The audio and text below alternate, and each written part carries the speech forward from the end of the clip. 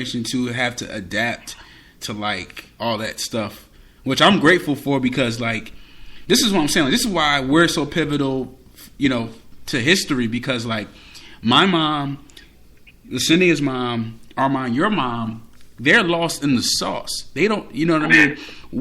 But we can channel both. Like we know I can relate to my mom.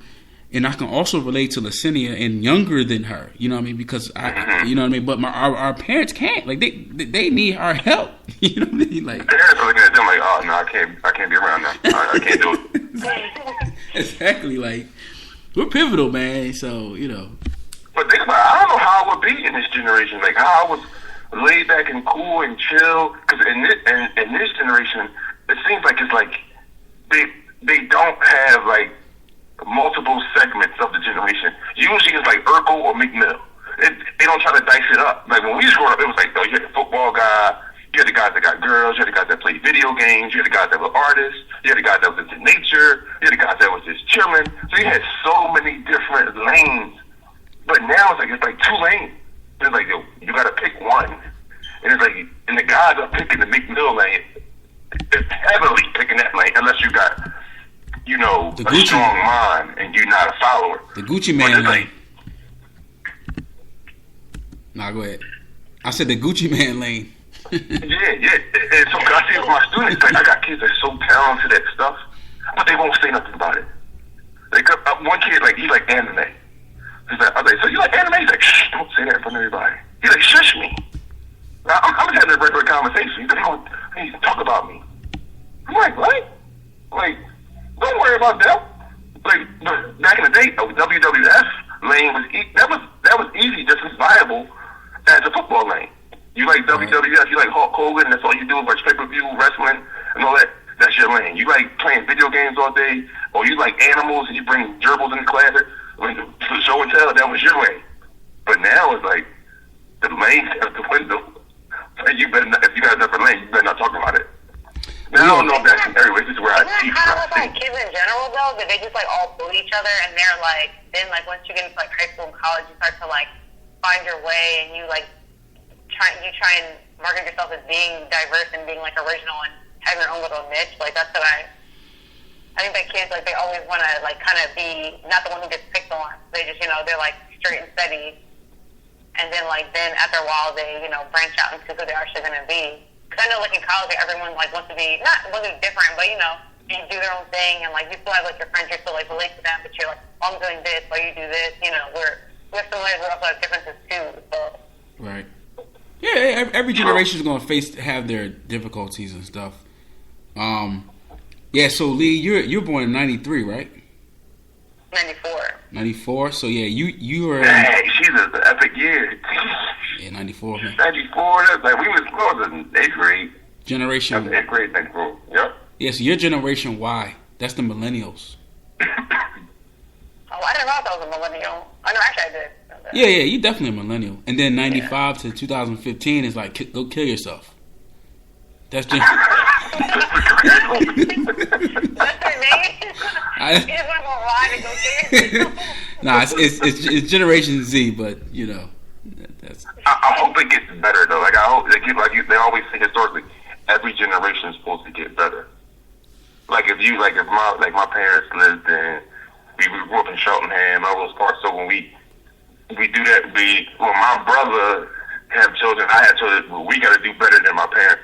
And then when my parents, I have children, they got to do better than me. Exactly. That's what it's always. Hopefully, as long as we keep that thread. We harken back to times where it's like we reminiscing on the '80s when families were trying to do better. Now it's like hopefully we move forward and get better. You know what I mean? So here's another thing to add on what you just said. Like to me, as long as we just keep that thread of doing better than our predecessors, you know what I mean? Like, and we got to all keep in mind that all of these things we talk about, everybody's not on the same level. So you might have had a family in 1975 and like they were like where we at now, but they were just in the minority, you know what I mean? And then you got a family in 2010 who's just like way behind, and so we can only do better than our parents.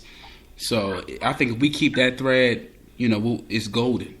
It would be good. And so the encourage them to do better. Like, I know my mom was saying that she wants me to do better than she did, and I want that for my kids. They do better than what I achieved, you know. No doubt. No doubt. I mean, like, that's the way we can say all these things we want to do and expectations. If our kids do better than us, that's it. You check all boxes automatically. You succeed. You don't even got to come to parent-teacher conference. You already set that tone in the crib. I think I'm going to start something now with parents that's doing their job should not have to come to parent-teacher conference. We should get them NBA tickets or something. You don't come down here. If you want to see the sweats and the parents that's not involved, if you're involved and your kids don't good, we're going to reward you. You get a ticket and you get a Cheesecake Factory gift card, something like you don't even come down here. Right. Just save your time, go out to eat, and bring the other ones in. Let's head the cops in here. Let's bring them in. Right. And you know, I mean, Armand, we kind of had this movement a couple years ago, but like, you know, just representing positivity, man. Like, you know, repping your Showham gear, repping your pit gear. You know, representing success. You know what I'm saying? And whatever that looks like, and it don't got to be. You know, we don't have to like, you know, be rocking, MMG,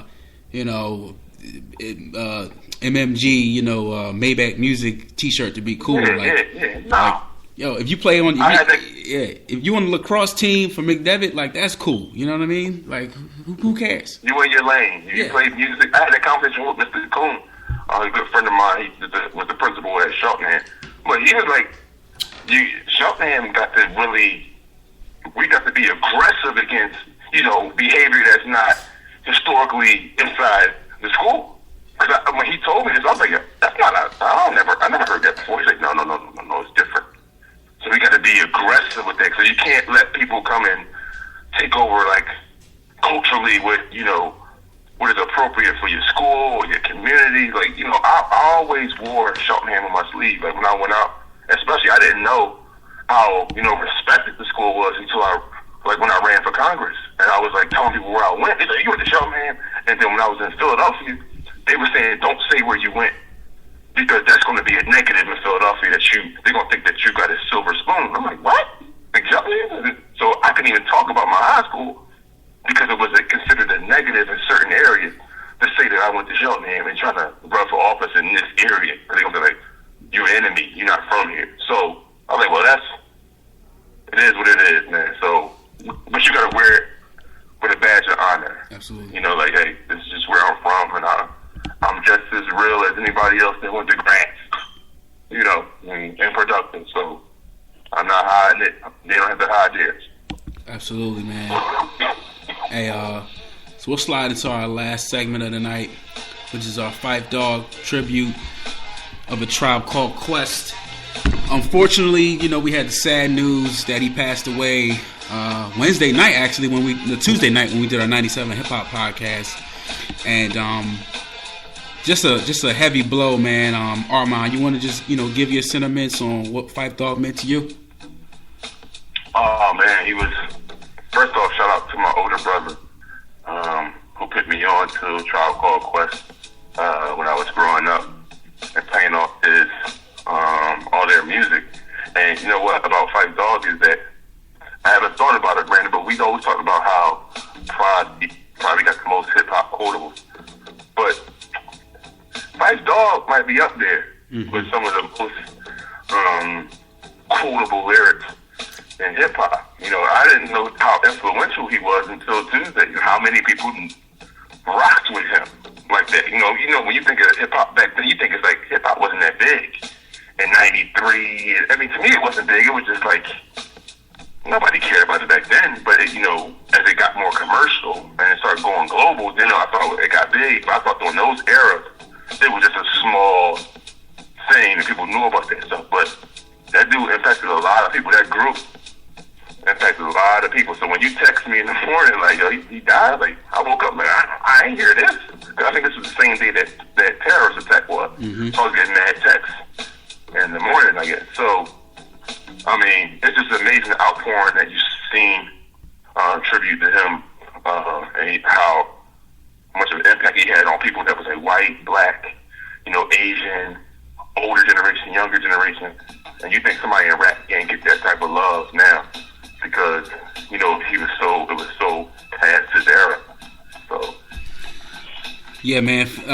the love was so overwhelming, man. I mean, I think this was a case where, like, it wasn't like a Jay Dilla or Big L thing where it's like, oh, he dies and like everybody loves him now. Like Tribe was beloved before, and you know they're gonna be beloved after. And I was going to work that morning, and it was sad for me that night. You know what I mean? But like as I was going to work, I saw, you know, like an older white guy, middle-aged white guy, and he's driving in his BMW, and you know, I had to take a second glance. He was like bumping Tribe, and I'm just like, wow, like, you know what I mean? Like he's getting his like heavy hip hop head nod on, you know what I mean? And I'm just like, wow, man, that made me smile, you know, made my heart smile, and that's what it's all about. You know, it's connecting all of us together with one thing.